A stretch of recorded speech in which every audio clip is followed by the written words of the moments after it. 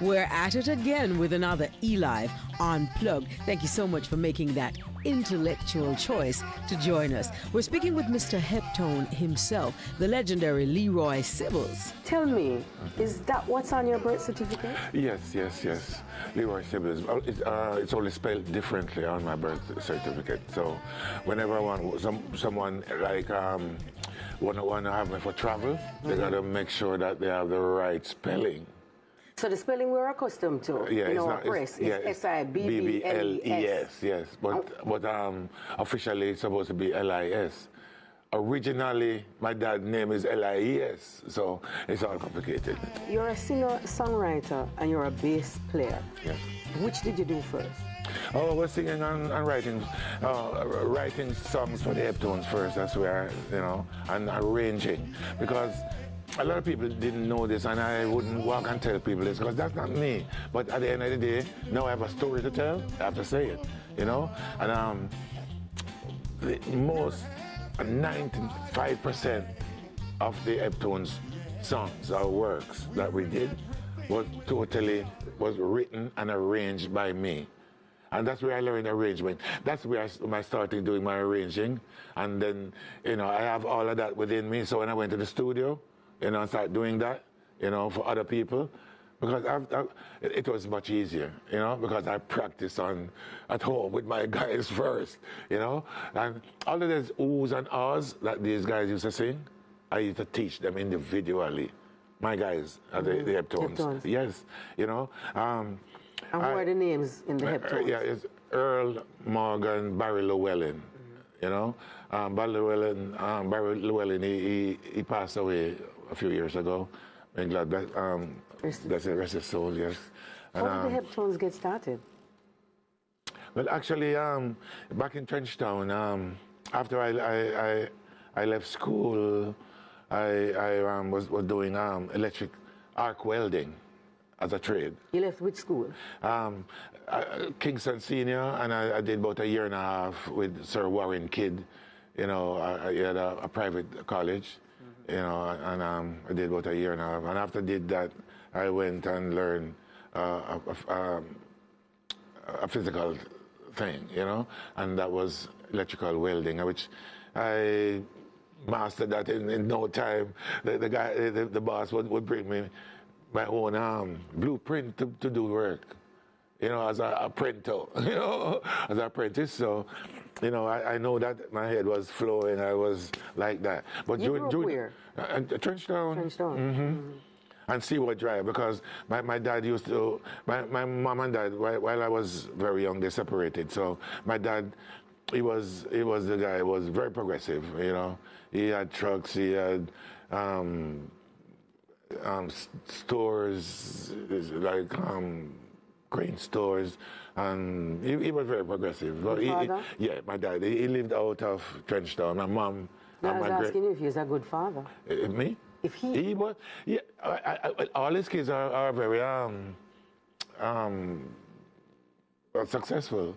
So I would say he is, but he was very strict. So if that's meaning a great father, well, he was. Well, it's like that. Well. Yes. But you were telling me about how the Heptones. Yes, I know. But I shared a little bit. So a little group was formed in Trenchtown, of which I was a backup singer, And there was a female doing lead. Which group?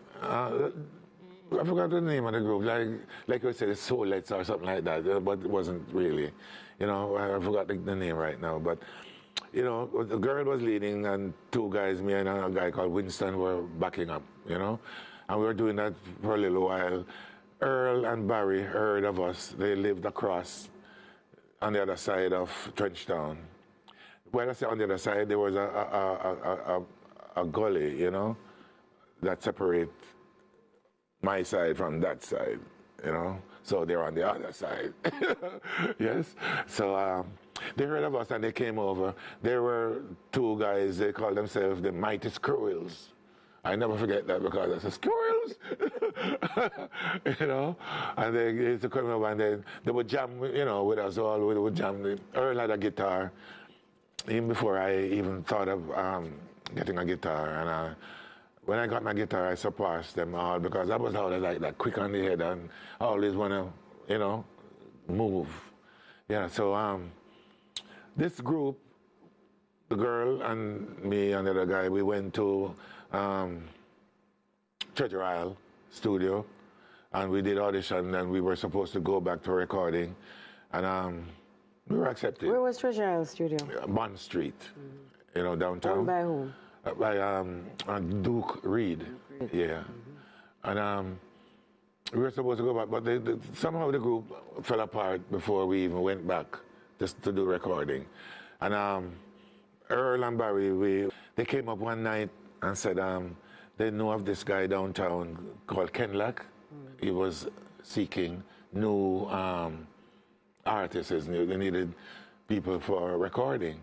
And I said, wow, there's a great thing happening here.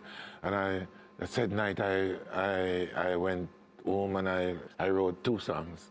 And because this was a quick thing happening too, you know, we had to be getting this, you know, getting it done early because we don't know how long this guy was going to be out there. I mean, this little thing was happening for, you know, so I want to catch it, you know, catch this window, you know, before it closed, right? So I wrote 2 songs, with Gunmen Coming to Town and another one called Schoolgirls, you know. So we went and we practiced like about 2 or 3 days, quickly, bam, bam, bam, and we went in and did audition, and the guy liked the songs and we recorded. Now, that's when I really got really up there in myself. Motivation now is so high, you know? High because on the only radio station in Jamaica that was the Radio Fusion, that was like a cable box setup. And heard myself on the radio for the first time. Oh gosh, this was the greatest thing in my life. Who played it? You remember? No. But I was running through the whole community. So more from this guy who was interested in talent, and he made the record. Yes. It was on what label? Kenlock. On the So Kenlock. the label was Kenlock. Kenlock, yes. On the Kenlock label, yes. So what was on the label? Heptones?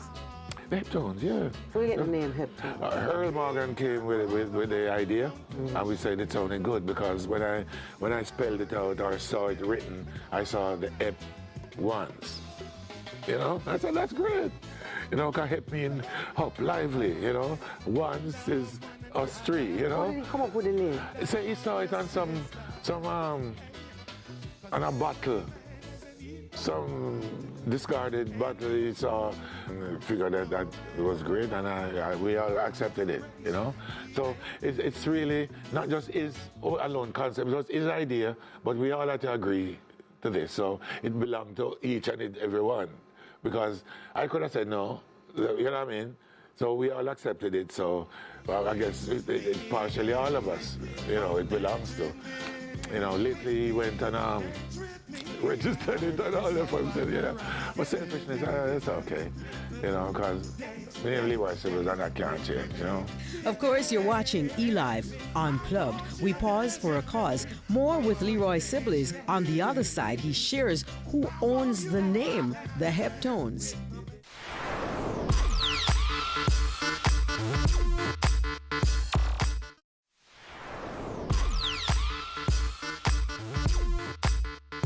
Thank you so much for staying with us on ELive Unplugged, where we're chatting with the one and only Leroy Sibbles. There is only one person who owns the name the Heptones. Who is that? Earl Morgan, yeah, because Barry Llewellyn has left us, you know. And I left a long time before that too. So, oh yeah. It was hard to keep a group together too, you know. Because each individual, sometimes they stray mentally and all them. You know, some people have their own thing that they do that conflicts with being with a group and all that, and it was hard, and after a while I just couldn't deal with it no more. How many years did the Heptones last for? From 65 to 70 till the late 70s. Tell me about Coxsone. Yeah, Coxsone was a great guy. off the business, you know. Was a nice person to talk to, laugh and way, but it was a selfish businessman. Like I guess most business people are, I would imagine. You know, I've never been so keen on being a business person, you know, because they say a businessman have to be shrewd, and I am not like that, you know, so yeah, but Or the Heptones get involved with? Okay, we after that we felt so strongly musically now after those two songs for Ken Lack thing. So I started writing like crazy. I left my trade, my daily thing, and got a guitar. I went to a little Rastaman around the car, right in my area there, up the lane, called Huntley. He's a man who would use bamboo and create and make a fife, and you know, he was very musical, you know, and he taught me my first set of from do re mi right up to my G and my C, which is the regular chords that a guy starts on, you know, G, C, and D. Yeah, you know. And I surpassed all the other people who were still trying to find their G when I was on the C, you know. I was always quick on my head like that, you know. So, and then when I went to Studio One after, but learning my guitar helped me to write most of my write most of my songs. And then we came with different kind of ideas, because I was always I'm a one who always wanna experiment, you know, and that's why the Heptones were different from most other people when we came in the business. We wrote songs and adding more minor chords to majors, and you know, making the chord progression more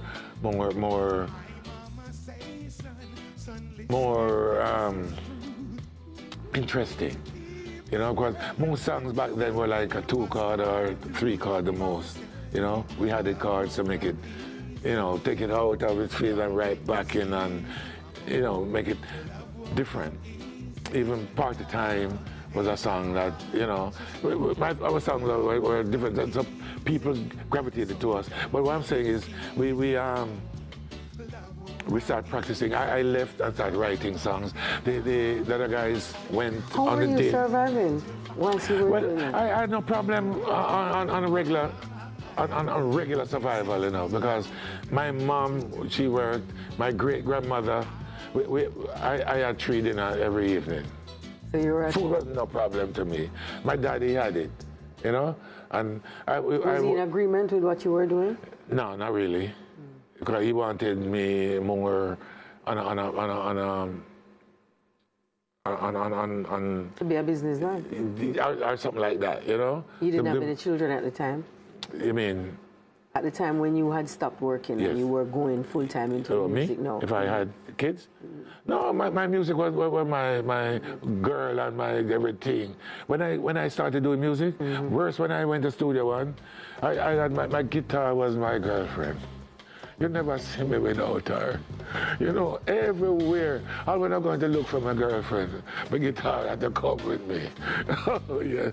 You know, I just love this new world that I was in. Were you making money from it at that time? Not until we were accepted at studio, and we got some change, and I guess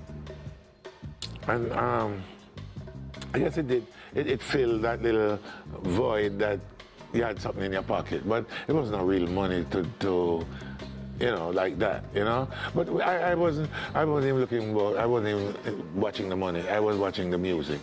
I was so deep in the music. I just loved the music. I spent 7 days a week at that studio. After a while, I went there from Monday to Friday. Monday to Friday. That was from midday to from 12 to 5, and we were recording. That's when I got to the bass part of it. So you were playing bass on other people's records? I'm playing for the greatest Alton Ellis album, the Studio One, greatest album with Can I Change My Mind? You know? Yeah, she did them better now. That album, I play on all the tracks. On the John Holt album, I play on about 70% of its songs. I'm like, that, most people don't really even know that. Dennis Brown, No Man is an Island, every track, including No Man is an Island. I play all of them things, you know? So I never just did I play. I put out hits after hits for everyone. What kind of world are we living in? I play everything there, yeah. I'm me the bass man originally. Most of these, my lines, they say my lines are so interesting or progressive that they were played over by a lot of other people right through the years. Been done over, most of my lines. Even I am involved in so many people's career, you know, because of my bass lines. Because they redo them to sing their songs. These bass lines make you sing, make you sing, you know, make you find new songs. Like Beres Hammond, you know, he's on so much of my line, like Diggy Jiggy Jum, to go Leroy Sibbles thing. Prom prom splodam down. You know what I'm saying? Yeah. You know, that was originally John Holt. Mm-hmm. I wanna love like it, you know. Jiggy jiggy jum, jiggy. Yeah, yeah. But you would come with it. Beres Hammond come and put songs on that. One of my greatest bass lines that I've done that Beres did a great song on the dum dum dum dum dum dum dum dum dum dum. You sing. Who love the vibe? Yes. It's another informative episode of ELive Unplugged, your favorite entertainment interview. More with Leroy Sibbles. You do not want to miss what he says in the final segment.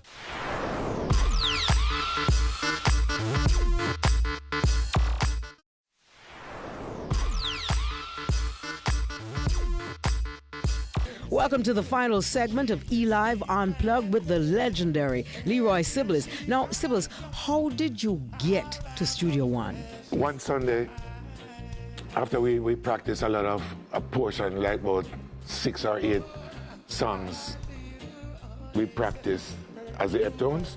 We said, well, let's go give Studio One a test. So one Sunday, we 3 went for a walk, which was very close to us, you know? Because it's Brentford Road and Trenchtown, you know? We just walk, you know, around the Calvary Cemetery, and we're right at Brentford Road, you know? And we went there for auditioning, and we saw the Gay Lads and Ken Booth were in charge of auditioning at that Sunday, at that time. So we went there, and we got our chance to be auditioned, and the Gay Lads liked us. Ken Booth actually walked away. I said, them sound like some foreigner or whatever remark he made, and you know, but B.B. Seaton, I'll never forget him. As a musician too, he saw something, you know, or felt something, and he said, yeah, I like them, you know, and I always remember that, and that's how we got our foot in there. The Gay Lads. You heard about the Gay Lads, right? ABC. 1, 2, 3, I gotta make 4, 5, 6, I gotta make 7, 8, 9, I gotta make. You know that. Yeah, but he was a great guy.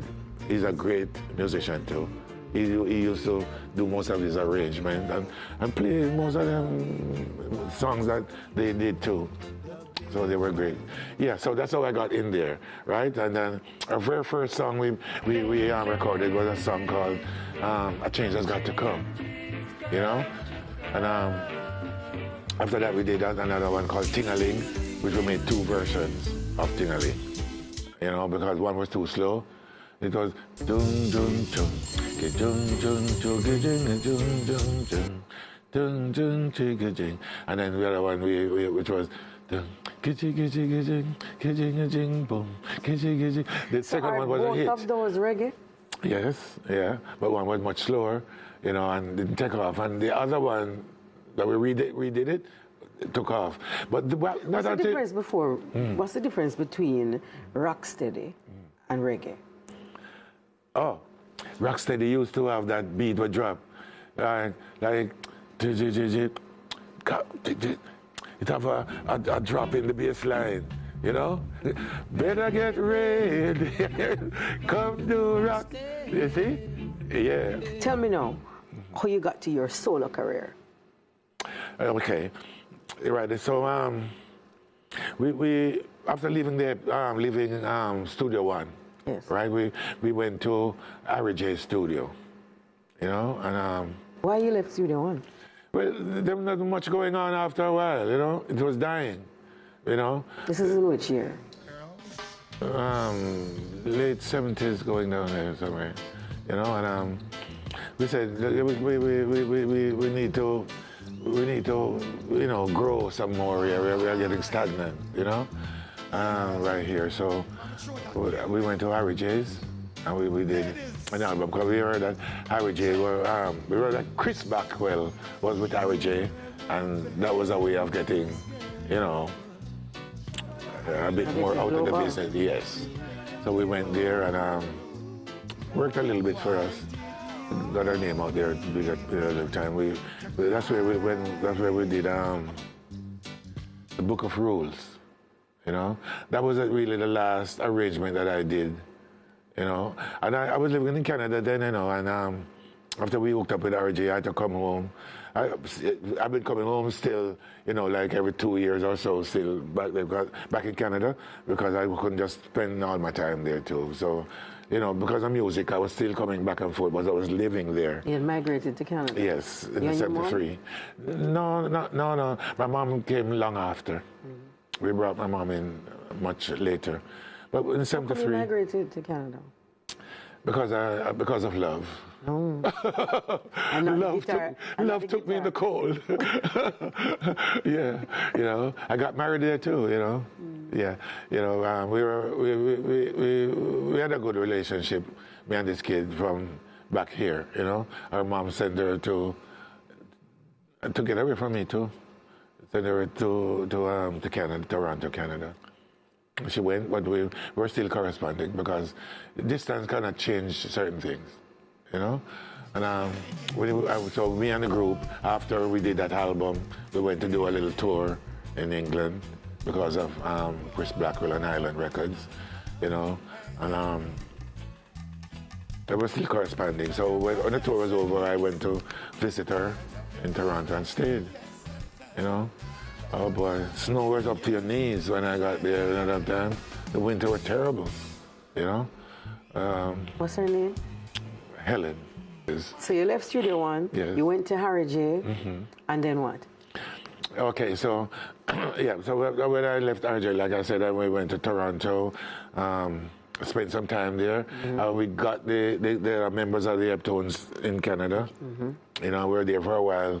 They left after a while too, came back and put someone else in my space and so was carrying on the name of the Heptones. Yes. So when I heard that, I continue with my Leroy Sibbles, called I Am Me, and I established a lot of bands backing me, you know, back then. But were you making music at the time or just performing? Performing more than music. We were making music too, because there was a producer from here that was in Toronto that was a good friend of mine too, called Pete Weston, and he was a guy who was, you know, was always selling records and he knew the business, you know. So we hooked up with him and we did a lot of singles and stuff. Singles, I didn't do no album with him. So this is the reason why you are described as a Jamaican Canadian musician. Yeah, because I spent some time, we spent 20 years in Canada. But it wasn't just in Canada. Like I was saying, it was back and forth, you know?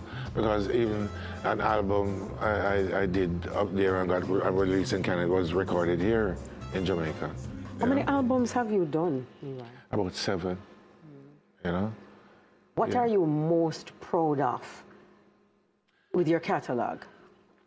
The overall thing, everything, put together there, because my bass thing is exceptional. My bass playing part of the thing, it's much bigger than was ever publicized. You know, I got cheated there. You know, got the kind of work that I've done there. No, my whole music career is bigger than any individual in the business, any single individual. Because, and why I say this, if a guy was a horn player, that's all he did. You know what I mean? Guy was a singer, that's all he did. I was everything in the business, and successfully too. You understand what I'm saying? Yes. Yes, man. It's just that I did not get that publicity that Sly and Robbie got, or some other people. Even and Sly and Robbie, they tell me that they learn. Most people, they learn from stuff that we did back in Studio One. Yeah, and it's understandable, you know, because we were there before, you know, and if we were there before doing good things, then you're going to be listening, and you're going to be, you know, creating from. But that's how things are. Yeah.